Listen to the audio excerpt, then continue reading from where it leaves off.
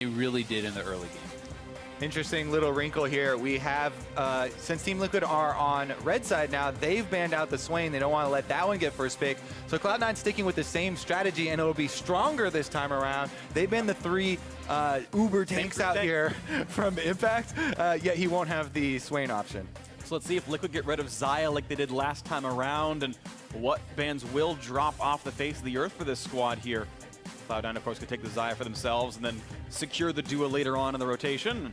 3 seconds to go. Well, we already know it's going to be Gangplank or Xayah that are left up compared to last game. So it is a Xayah first pick that is available here. And if Cloud9 decides to go for the Rise, then Xayah Rakan is open as that bot lane duo here for TL if they want to grab it. Ooh, I like it from Cloud9, though. They've had enough of these Rise ultimates changing their games with Team Liquid. A lot of it was macro movements in that last game.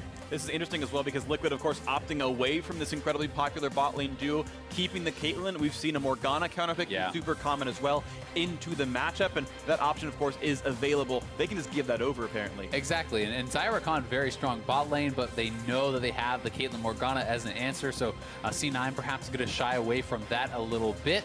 We'll see if they elect to go for something a little bit more aggressive on the bottom side of the map this time around. So far, a lot of similar answers here, and Cloud9 going to have the Abyssal Voyage again. They're going to have the playmaking, though. In addition to that, the Rise ultimate. So even more mobility, and we'll see if they can capitalize. Very interesting, taking with every single support, unless I'm missing something, you can kind of consider Ornn and Sion. They say, no, Tahm Kench is the one we really, really want here. Put anything into it, and Cassiopeia will counterpick Rise. Yeah, and I mean, honestly, if you're not even going to lose lane to a Caitlyn Nami, then you can pick whatever you want for lane, and the fact that it's so good into the Skarner is always going to make it an advantageous pick, even this early on in the draft. So I expect Cloud9 then, since Team Liquid are not picking up Braum or something like that, to throw their bans at the Tahm Kench answers for lane here. But if you do that, then Team Liquid, maybe they're just planning on going double range, duo lane bottom again, and just trying to siege and pressure turret once again. So a little bit up in the air there, whereas Team Liquid taking down the 80 carries. As we saw from last game, Liquid's just high damage backline was good enough for them. The Caitlyn, of course, was huge. Pobelter instead of Rise this time around will have Cassiopeia. Does mean less lane movements available. We saw Pobelter did a really good job with the Realm Warps and his teleports from before. And of course, now we are into that second ban phase. No Jhin for Sneaky. Once again, the Braum ban comes through. Let's see what it is they want to do here. It'll also be very interesting. I mean, C9 has the opportunity to throw even another ban at the top lane if they want to try to do that and really try to get some sort of a good matchup there for Licorice. And because last time, despite the fact that Licorice picked after the Swain, despite the fact they threw those 3 bans, it was actually Impact that had most of the pressure during the laning phase. I think Licorice was able to really succeed in the later stages, but we'll see if they want to try to go for a strong 1v1. I mean, this is a tremendous amount of top lane bans. Yeah, definitely a lot of focus up here, and a lot of the options for Licorice also being taken out. So both these guys being pushed way down the tier list. Meanwhile, the Morgana that you kind of mentioned, the double range matchup here from Team Liquid will come once again. Have to worry about those bindings in lane phase as well if you are Cloud9. There's potential for just going something like a Shen here, especially with all the global presence you already have. When you're looking at a lot of the safe blind pick tanks, those are already off the table. So, looking at the champion pool here for Licorice, it does start to get a little bit thin outside of the carries now. The Shen play didn't look that great for Cloud9 last time around that we did see it, though. But it's tough because when you look at his champion pool, a lot of the blind Fiora. So he's saying, you're going to pick a tank. And we'll see if there's any actual real answer here for Impact. He's the one with the counter picks so much put towards that top lane. We're not seeing Riven. Hey. Darius! Darius! Darius is a pick I can get behind. Well, Singed. TLA's top laner is Riven, or sorry, Viper. Those are the same word basically, but yeah! All right, let's go. Singed in the top lane, my absolute favorite top laner. I think this champion is amazing. Fling versus Riposte is going to be a fun mind game. You have to do it on prediction on both sides, and I'm excited. The kind of one of the funny things about this is you don't really have to care about the Riposte that much besides the Fling. You can actually just kind of run around on top of him without using the Fling, and Riposte affects your attack speed, but Singed does not really care about attack speed whatsoever. It's a matchup that can push Fiora in pretty heavily, that can be very difficult for Fiora to deal with, and we have seen Impact bring this out in the past. That said, if you get put behind on the Singed, it can be difficult to find usefulness in this game. Yeah, a lot of times too, as a Singe, you can just run up to them like you're going to fling, and then instead put W down on them. And at the first half of the animation, sometimes they get a little jittery, do it early, and it's always fun to watch those interactions. I mean, this is a ballsy pick, the blind pick Fiora. And yes, there's a tremendous amount of top lane bans, but still. I mean, this is kind of, I think, them saying you don't have any other answers left for the Fiora, right? Because I don't think that you do that if this is Huni or someone like that, right? Who has that kind of endless champion pool. Well, it's going to be a fun one to watch for. We're getting ourselves into the game. The lineup's on your screen. The fans are ready, and so are we. 8.5 still the patch. Fiora into Singed in the top lane. Can Licorice play the way he did in the first half of the split? Can Cloud9 play the way they did in the first half of the split and hold on to a push toward the finals? Already some pretty interesting stuff here for the top lane. It's actually going to be Grass for Fiora, so a lot of people do go Klepto when you're looking at that on ladder, Klepto and press the attack and these sorts of things.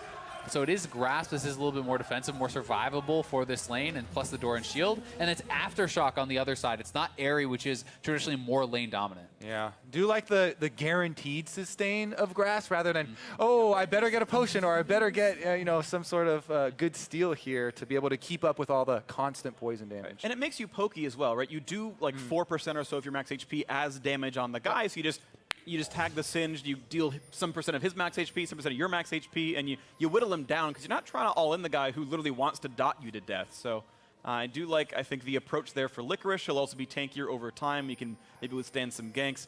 Either way, a fun game to look at here as we have switched sides, and Ezreal here for Sneaky, of course. Jensen's taken over the mid laner that both are played in the last game. And this is going to be a very fun one as the junglers are playing the same champions as before. Yeah, the funnest of jungle champions. The Skarner and Sejuani, rarely seen. Oh boy. You can't get it all, Kobe. You got the Fiora, you got the Singed. Just burning through the jungle with those Cinderhooks. Hey, at least Skarner kills camps really fast. So he's burned through the jungle. That's true, that's in true. general. Yeah, 2 Wolf goes in a row. So, you know, I was thinking of saying this last time, but also someone tweeted me to talk about it as well. A lot of times when you see the Wolf starts, people will not get all the way to level 2 by not taking the full camp. So then you get an added bonus experience because of your jungle item on the next big monster you kill, which would be blue buff. And then you can return to the rest of the Wolf camp, and you'll end up with just an extra bonus there. But he has not done it 2 times in a row because, you know, you do get the extra level, and Skarner having your E does help you clear that blue buff decently yourself. Yeah, pretty exactly. good vitals. It's kind of the trade-off for more XP versus a healthier or faster clear, right? So it is going to be a little bit slower if you elect to go for that, and he's been kind of just going for speed. And based off last game, he did this start, he did 6 camp clear, and then base, and he's kind of just going for efficiency. And once again, this top lane can be influenced as much as we talk about you know, the annoying factor of Singed, especially early on. Well, actually, talk about early on. Svenskeren not going to waste any time before he heads up to the top side. Impact, though, is getting shoved in. Very close to the turret. Has Aftershock as well in case he needs to get tanky. Nice Oh, riposte. nice. Finds the stun. Game won by Licorice. Gets the kill. It will be a trade. And he's stuck behind the turret. Skarner's right behind him. He's got nowhere to go. Licorice says, Smithy says, I am hungry. Finds the shutdown. Thank you very much for the kill. Yeah, it started out so great with the riposte. Oh, I'm in tower range. I'm predicting Impact's going to want to throw me in. However, they take an extra hit there with the tower. 2 kills go over. It actually looked like they got punished there for trying to give that first blood to Licorice. Svenskeren stopped attacking, and if you watch this, it's a beautiful initial parry. Rick gets the mind game kind of win here. So stunning him up, you think, okay, that's first blood right there. But as they go in, Svenskeren says, oh, great, we killed him. First blood. I'll back out. I'll let Licorice get it. It takes an extra attack for Licorice to do it. He then flashes as well, still dies even with the Triumph heal coming in, and the cleanup for Smithy is ever so easy. Whew, extra gold there. Over to Team Liquid's side. Let's see what they do with it, though. Smithy then, now level 4 on the Skarner, gets to keep double buffs as well. Yeah, plus Impact is honestly not even really behind off that because he got the, even though it's not first blood, he gets the kill plus the assist, so almost dead even in gold, and he's going for kind of hyper efficiency in his early items. Stacking Dark Seals plus the corrupting is really a lot of early game power. Yeah, since he died first, he actually gets all the stacks from Glory because they're not removed to get them while you're dead as well. So here's 3 stacks. And here comes round 2 in the top lane. Flashless for Impact. Easy knock up there. Stun shouldn't be hard. One more auto. Gets that one in, but there's no chase to be had. Nice goop comes down. Quick little taunt. I'm singed and walks away pretty cleanly. However, this lane is freezing against him. It's pushing towards Licorice's turret. Yeah, he's doing a pretty good job, though, all things considered so far. And when you look for those chases, sometimes people really underestimate the early game damage of Singe. With a couple Dark Seals, with the Corrupting Potion burn ticking, and your base damage, it's actually a tremendous amount of early game damage. So you do end up with quite a bit of power if they're in that poison. Yeah, that being said, as much as people like to bring up the first rule of League of Legends and meme about never Don't chase chasing Singed, in that case, you actually wanted to fully chase Singed and commit to the kill because... Chase Singed harder, that's rule number 2. Yeah, oh gosh. Yeah, They please, contradict everyone. themselves, but If you're against me in the top lane, just chase the Singed all the time. Trust me. Into the turret especially. It'll work Yeah, out in into the the end. turret, exactly. Yeah, my ulti's on. It's okay. You'll catch me eventually. Impact gonna get another vital taken away, and Bone Plate at least drops some of the damage output on this one. Level 5 on both these players, but a pretty big farm lead for Licorice, which means his gold is ever so slightly ahead by about 150. Rest of the map, though, pretty close to equal. Other than that, Double Lift, of course, winning his lane, as Caitlyn does. And honestly, I wouldn't be surprised to see Smithy try and make use of his Predator. You know, Skarner was able to get first, well, that's some sort of a use. He tried. Jensen backed off the minion wave for a little bit. Still going to be able to get the cannon minion probably, though, as he mouses away. Double Lift there, though. Damage in the last game, as we talked about in the intro. Did quite nicely. Bind's going to land. And now a fight in this the jungle. collapse on Smithy coming in. Smithy's buffed up. Jensen coming around. They're going to find the stun here. Pope's nearby, and you've got to worry about what's going to happen with Licorice. Does riposte. Gets away from the stun of Pope. Turns the other way around. Now a fling brings Svenskarn into danger, and he's going to fall. Impact finds himself his second kill, 2-1-1. I love the it. bind. Nice jump. All right, he should be fine. Ole does have Ignite, but not going to commit because he would have gotten heal against it. Bottom lane, though, really taking their toll here. Double Lift and Ole pushing in for some more turret damage after this one. Sneaky, pretty much forced a recall there. That was pretty close there. Gave Didn't Sneaky flinch. a little bit of a haircut, but didn't flinch. He gets Tear for himself to stack up the mana, but yeah, that's a very far deficit in this lane now, 16 behind. We watch this fight in the top jungle again. Yeah. Smithy trying to get in there for a little bit of warding, but the collapse is coming much faster from C9 due to the pushing waves. Yeah, and Rise ultimate comes over. Licorice is first down there. They're all in retreat here, and Pobelter tries to get the Cassiopeia ultimate, but Impact, the Singe, picked in this game, and he's kind of the center of the story of this game as well. He gets the fling in, and now it's actually 2 kills on that Singed. 5 stacks on a Dark Seal, 15 extra ability power.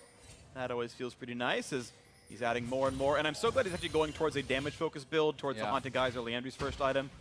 I think full tank is not quite the right build, so I'm glad he's capitalizing on his lead. It'd be pretty interesting to see if he does go for Haunted Guys. I also have seen more and more just kind of early Rylai's on Singe because that item has been buffed, and it's so frustrating, especially when it is multiple melees who could be attacking you. Becomes very difficult to perform those chase downs. And look at this, Team Liquid returned to that blue quadrant of the jungle. They double counter jungle him, where Pobelter taking care of the blue buff by himself, and Smithy really getting in there. Now Skarner, huge experience lead here. He does have the level 6, and his Predator is back up, so looking to get the Stinger a little bit more action.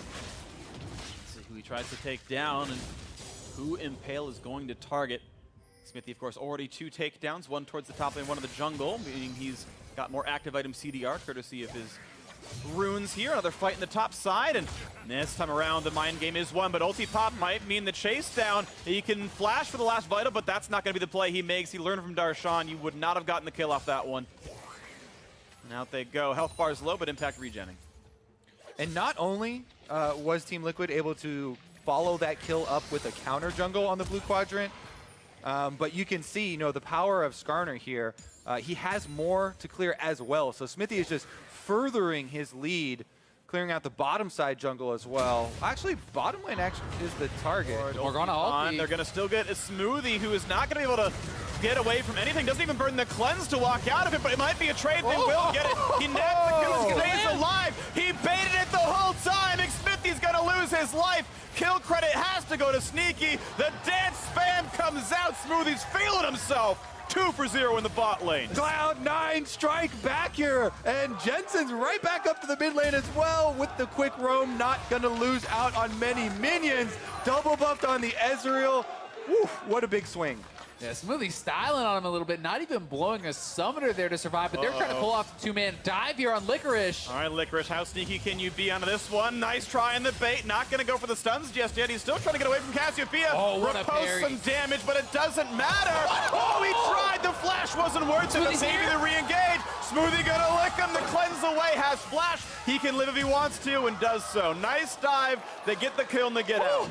That was, oh wait, Jensen is on the hunt now. He's on the trail. Can he blast cone? Can he guess where they're going? He's gonna find one.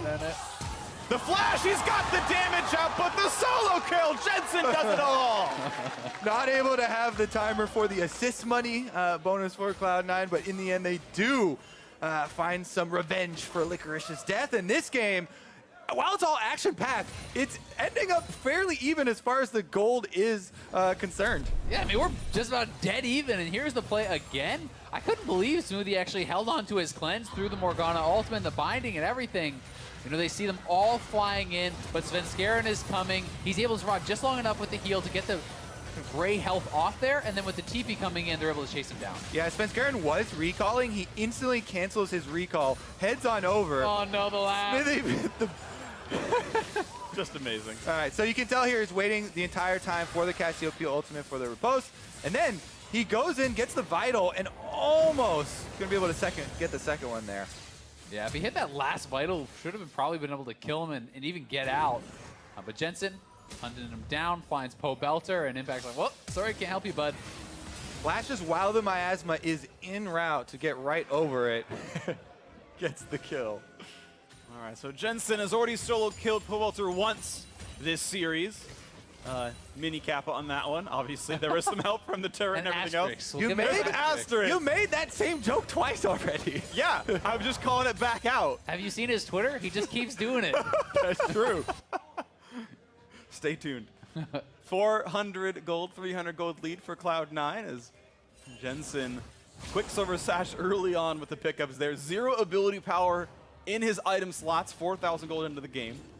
But he's got a real big blue bar. Yeah. Well, the bar's not any bigger, it's just denser, I guess. It's a black hole of mana. Shots come back and forth. Wave is going okay, and Sneaky once again has stabilized the bot lane farm-wise, and courtesy of all the ganks that went down, there's actually up in kills as well. Let's see where the next bit of pressure ends up being. Top laners remain 6 CS apart, but still a lot of credit on this 6-stack Dark Seal impact. Yeah, and honestly, one of the biggest things about this lane is how much easier it is, I feel, for Singe to actually contribute to a team fight than it is for the Fiora, right? Yeah. Fiora, most of your success cases are in the side lanes, are split pushing, and is kind of scaling up and dominating in that 1v1. Whereas Impact, especially with the Aftershock, can simply group and look to really force fights where it's going to be tough for Licorice unless he has perfect parries. Yeah, it's interesting how this game has actually split the gold leads here. While it's very close in overall gold, it's you know, Impact and Smithy for Team Liquid, this kind of top half of the map, that have the majority of their gold leads, whereas Jensen and Sneaky for Cloud9, the 2 carries on the bottom side, have seen Nine's you know, bit of advantage there and are looking to try and push it. Ezreal also getting some of those multipliers to scale up, so C9 want to play off this bottom side. Ward saw them. Look at the run warp now. Yeah, Double Lift does not have flash, but the black shield's there. Burns heal for some move speed, and out they go. Some time with this turret, though, could be a quick pickup where the wave is running out. Singe is coming in from behind. And the bind's gonna land. Here's Impact getting rooted up in place. Looking a bit forward to Sven as well, but not gonna pull the trigger all the way just yet. Smithy waiting with Predator on, but not in there as well. Quick wave clear out of Sneaky, and looks like they get to walk away no problems. Both TPs were used. All right, the Drake is up, so we may have a continuation here. Looks like Team Liquid trying to zone them off this Cloud Drake. Cloud Drake's really nice. Again, it's a run at you team with Skarner and Singe both having to run to make their plays happen. So this is actually quite nice for Liquid. Of course, this Cloud Drake was buffed to give in-combat movement speed, so a pretty nice fit for them. And we'll see if TL wants to try to make a play around the bottom side, because otherwise you have to feel their turret is just going to get knocked down eventually. A first brick still is available to be grabbed up, and that TL bottom turret is so low, so they either need to be in position for a counterplay or do something of their own. Yeah, and as we said, you know, a lot of their power is in their jungle, the roamer, and then Impact, who just uses teleport with Singe, and he'll probably just, you know, continue to push now. So it is going to be a bit risky. I also really do like the Rylai's. You know, that was one of the options we kind of pointed out, and I think it is so strong specifically into melee matchups like this. That item plus the Ninja Tabbies just together make it really difficult for Fiora. And you can see how easy it is for Impact to shove the wave in. Licorice will not fight him inside a Poison Trail, but gets to wave through lifesteal afterwards. I like this from Team Liquid too. You know, you brought up the point about the tower on bottom, Azael. Team Liquid have opted to just give that up because they don't see a play saving it and do an early swap, Olay and Double Lift now on the top side to try and push down Impact's turret. You're going to see if this shove does come through as Double Lift walks in, and they're going to be racing it sneaky.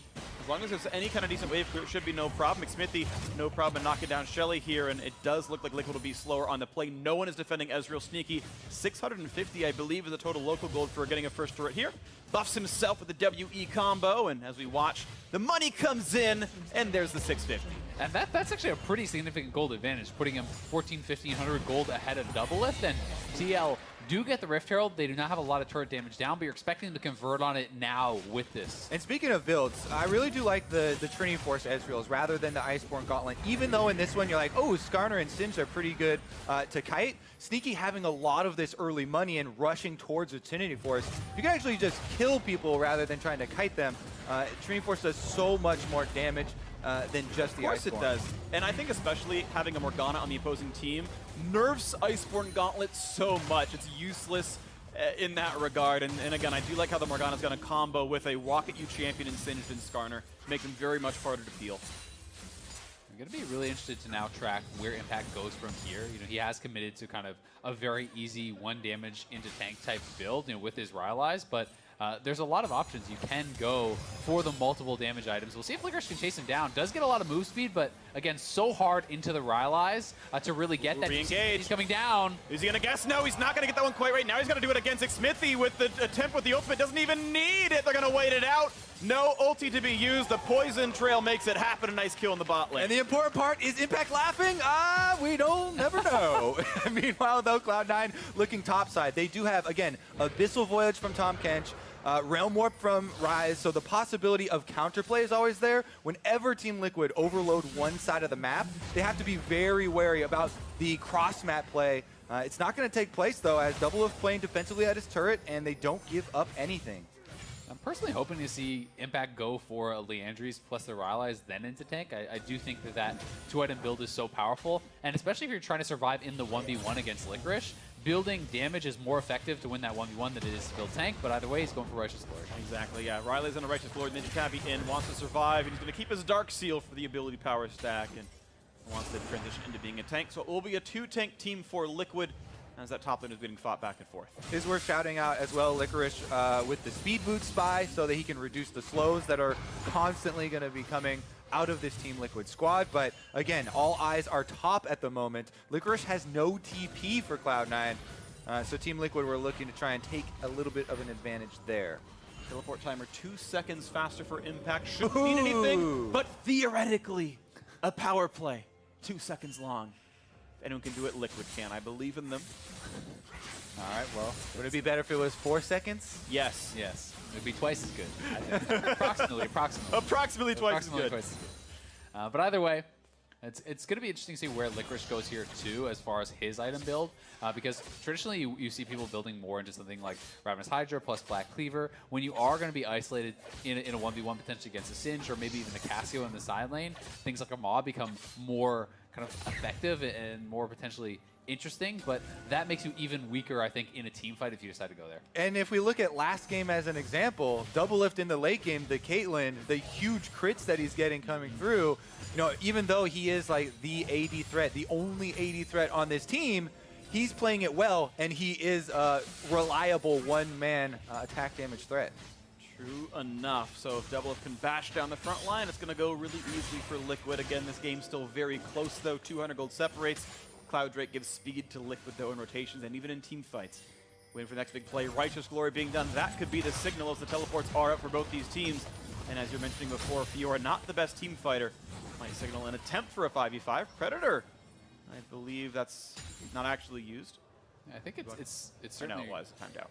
certainly a reasonable option for Impact to go for this Righteous Glory, especially if you want to not try to continue to hold in the 1v1, but instead force team fights. It's so powerful. With the move speed you're getting, not only from your passive, from the drifting, but from the Righteous Glory, plus your ultimate, you really can close the gap so fast. And you cannot QSS a fling from Singe. So, you know, while Tom Kench, again, is on Cloud9's side, if he eats someone up, then he'll just get flung into the team with them. Yeah. Deliver 2 people. Bigger meal. More to chomp on, and Caitlyn could keep getting fed.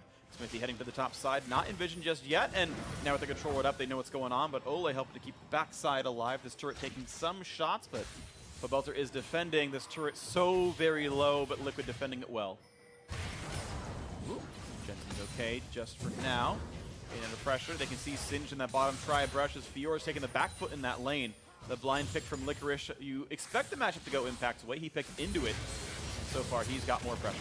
Team Liquid seem to be getting the better here. If Jensen or if Pobelter is able to hold on the top side, Sneaky though, using that money, using his Trinity Force poke to push him off the turret so that Cloud9 are able to trade the outer turret in exchange for this Ocean Drake. I think Team Liquid are happy to pick up the extra Drake here though and continue stacking. And if C9 can play heavily around Sneaky, I mean, not only did he get solo first turret gold, he gets the top lane turret gold there for local. He stacked his Cull. I mean, that is a really big gold differential as far as the AD carries go. That is more than the entire differential between the two teams. He's up 2K. So this Ezreal is going to hit 3 items at such a ridiculously fast pace and going to be a monster in the team fights. And they're going to have to abuse that timing because Double Lift, if they allow Caitlyn again to get through all of his crit multipliers, eventually is going to have that similar effect to last game. So Cloud9, they can't let this one go the way of last game where they had this huge 7,000, over 7,000 gold lead. Yep. If Team Liquid are able to, stall it out once again, then we could have a similar situation. Interesting item choice by Smithy. He actually went for a rushed Zeke's Harbinger, which is Okay. a persistent AoE slow around himself when he pops his ultimate. So even though you often think of it as bot to buff your AD carry, which is certainly great with double as Caitlyn, also makes Skarner a perma-slow threat, which I find very interesting, and I haven't seen that build in Pro yet. We'll see if that means a lot in team fights later on. We have Phobelter waiting in the wings, Smithy nearby. I do kind of like it now that they're thinking more about it. Well, let's see here if Smithy actually face checks. But you get to that stage on Skarner where the QSSs are already coming through. It's this versus Tom Kench team. A lot of the options for the ultimate are being reduced. But And here we go. that could mean the pull on the front line. QSS popped in a fling and a flashing away, and look at the damage output! Ole, goodbye, he's gone already! In a 2v4, they're the ones who get the kill, and it's actually, it seems like more expended there from TL also. C9's bot lane just so strong. Yeah, I want to see the replay too. If Smoothie QSS is airborne to get the flash off, or he just flashes after it. But Sneaky's damage output, definitely a punishment there for going for the big play. And they are getting punished even further with objectives. Oh, a stun. There's still a flash on Xfinity, but the health bar's running out, and Sneaky on a killing spree finds his third. Now they gotta run away though. Cassiopeia is threatening, finds a stun. Smoothie still running. Sneaky the same around the back line, but they're missing members. Keep in mind, Impact shows up for the play, gonna find the fling on the tankiest member. More shots coming in. There's the root, looking for the power. Through it all, and they can't get the kill. It's Pope's with double if they found a second. Pope's got to run away, and now Ole right back in this one. Almost finds an overload on his face. Double gonna knock down the minion wave. That was a close fight, all things considered. It started out so well for Cloud9, making use of the pick that they were, or the counter kill that they were able to get, but then they stay too long trying to chase here, and they are able to give up so much. Here we go. Yeah, and here's the initial 4-man play onto the C9 bottom lane, so an early devour there from Tom Kench, and he's gonna get ulted into the fling, QSS flash. Sneaky just jumps right out and picks off Ole. And he was definitely not expecting that much damage to come through. And then here is the follow-up on the second turret. Part number 2. They go for the kill under the turret. They burst down Smithy. Then on the retreat here, really good miasma from Pobelter. Keep them in range. Even got the stun off there at the end. But it's Impact on the Singe coming through. He baits them. They chase the Singe into the small corridor here where Cassiopeia and Caitlyn are just dealing out the damage. And Team Liquid are able to pick up some kills on the back of their own. Yeah, getting those kills back very important when C9 had knocked down turrets here too. Rule 1 of League of Legends. Or they failed at Rule 2. They should have chased harder. Chased it into the turret. That's what they did. If only they were under the turret, that would have went so Yeah, much yeah, better yeah, for yeah. Cloud9. All right, they know for next time. And look at this, Licorice going for a squishy killing build. Trinity Force going towards, and now they might find Sneaky gets chomped up, and Smoothie's got to run. Woo! Here comes the fling, and they're going to get that kill. No problems at all. Damage comes through, Pope gets the credit. Sneaky losing Flash now. And they do have Cassio. Baron is live at this point in the game, so you have to remember the threat onto Baron is so high to be able to burn that down. We'll see when they're going to try to pull the trigger on that, if they want to try to go for any sort of rush there. Impact on this Singe, really a monster. Yeah. He can come team fight with them through the Righteous Glory purchase. He's also extremely strong in the side lane here. Can't be stopped. He's pushing up the lane. Meanwhile, on top side, though, Pobelter on the Cassiopeia, not as durable. Is he going to get found out with a little bit of damage? Cleanses it, but the damage output with the more rune prisons coming across. Pops in his shield. Sven still on the chase. Finds not the second slow, and he's going to get out of this one. Here comes Predator. Here comes re-engage, and they're going to get out in time. Little bit of a switcheroo right there. Now Cloud9 are able to exit. That was a very close collapse from Team Liquid, coming to try and save Pobelter there under his turret. Oh, bind! Oh, both teams really pretty well coordinated in those attacks. The sneaky Ezreal ultimate coming in right as they're going for the Sejuani ultimate onto Pobelter, and then the escape so nice from Jensen with that Rise ultimate. And that got out Impact's TP, which is pretty big here. Going to give Fiora a little bit more time in the side lane. So here's the initial play. Watch the timing on this Ezreal ult and Sejuani ult coming through. Honestly, good play on both sides. Pobelter is able to cleanse out. He pops the Seraphs for just enough defense to survive. Kites under his turret with the Ghost here as well, buying time for Team Liquid to collapse. And they get there just after the nick of time, as Jensen had early started the Realm Warp, creating the exit for the little feint play they had. Do you know if grounding turns off Rise ultimate? I feel like it would, but I've not seen Rise in this singed basically ever. I feel that it would as well, but I'm not actually sure on the exact interaction there. Yeah. But if it did, Jensen did a really good job running off to the right and getting away from it. Yeah, I believe it does. All right, so they pick up the Drake here, and that is number 3 for Team Liquid stacking. Predator popped just to recover the vision here around Baron. All right, well, vision control going Liquid's way as they get rid of all these wards. Scar's Bloom doesn't mean too much, and look at this Liquid. Still, they are the ones behind in gold. They're making all these really nice plays. They've been stacking Drake, of course, that Infernal now in their midst as well. But we can still look at Sneaky, who is absolutely huge this game, and their team is on the gold loop.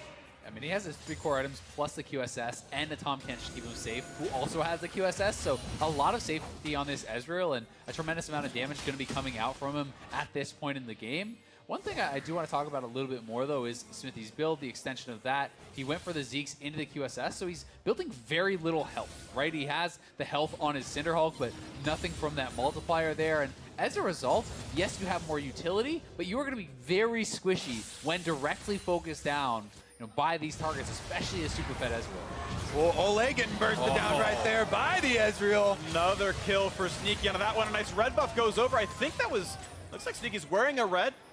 Yep. Maybe he got that one. Got it all. Nicely done by him. Gets everything in now. This could be a Baron attempt. Keep in mind, again, you mentioned Xmithy, very squishy. Yeah, they definitely have a bit of a power play, but it's only Ole, the support, picked off here. And Cloud9, a little trepid around this Baron. It's been tricky for both sides here. And Licorice, while he does have the Train Force in addition to the Ravenous Hydra and Fiora, he can't really get in onto the turret. Oh, Baron Rush. Gonna try to rush this one down. There is no obvious direct vision. Smithy does have Flash, does have Smite Redemption, reveals what's going on there. They don't want a 50-50 this. No, they don't, but if they can find a way to knock them out of the pit, looks like it's not gonna happen. And that means they will run away. Health bar's a bit lower on Cloud9's side. Oh, and the fight actually is Licorice walked over to try to save the team and join the fight down to only 900 HP, has to pop the ult to run away faster. Yeah, and then Impact runs away so that he's not gonna get the move speed to run, but there's no extra potential for catching him there. That is a decent flash blown. Impact did just use his as well, though. Here we go. Now it's Team Liquid's turn to take control of the dancing arena. I mean, it's Licorice who has his TP available. And we saw last game how these teams would go back and forth, trying to force the teleport, the global usage out of each other's top laners to really get positional map advantage.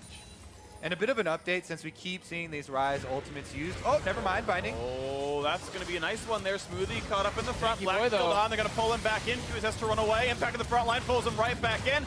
Puts on the Grey Health shield, but steps in a Caitlyn trap, and the flash comes in too late to stay alive. A quick slow at a Pole Belter, but Jensen running away will stay up.